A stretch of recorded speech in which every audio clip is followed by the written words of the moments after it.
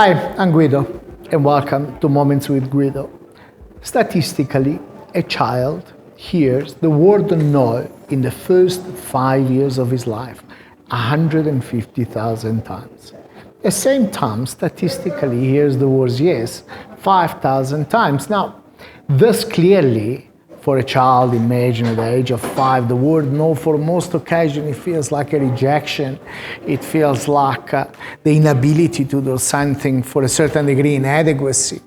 And therefore, if we think that that is the very origin of these voices in our head that never leaves us, you can imagine how already we are crippled from the very beginning of our life.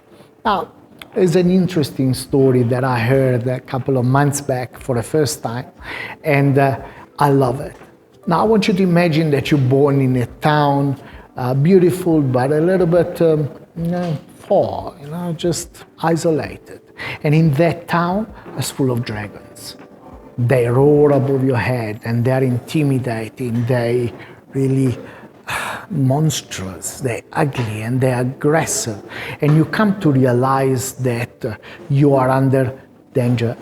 And for the rest of your life, your first important purpose, it is to defend and protect yourself from it. And therefore, you begin by building a little shack first, and then you realize that those dragons are far stronger than that, and therefore you build the house stronger with bricks. And then further on, you start realizing that those dragons even could be able to come through the window, and therefore you put burglar bars.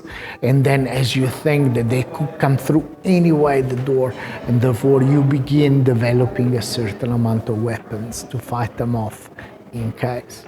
And then one day you see that outside there is a sun, and you walk out of the door and you look up in the sky and you realize that there are no dragons. You actually realize that there's never been dragons, because those dragons are just in your head. There was a beautiful book that ended that when a child went to his dead, dying grandfather, he went there and he said, Granddad, leave me something that will be with me for the rest of my life. He says, son, in my life, I had an incredible amount of problems, but 10% of those at least came through.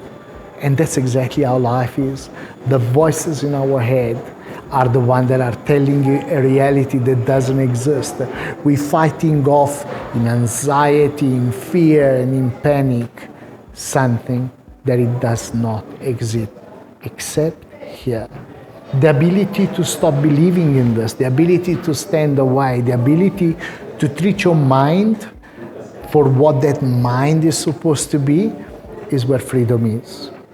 Because the mind is an amazing servant, but it makes an absolute awful master. And we are at the situation whereby we are at the time in history where the mind has taken over and the mind became the master. And the fact is to stand back and begin observing it. Just think about it. If you want to get up, you choose to use your muscle.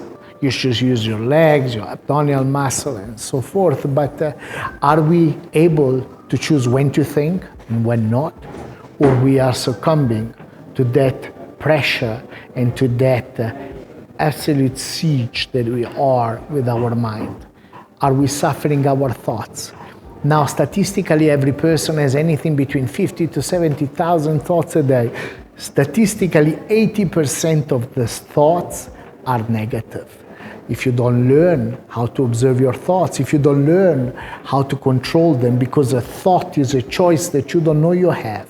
And until you realize how to control those thoughts and wake up in the morning and not only choose the clothes that you're going to wear, but the thoughts that you're going to think, you are going, unfortunately, to have a good part of your life being a miserable experience of something that in actual fact can be heaven in earth.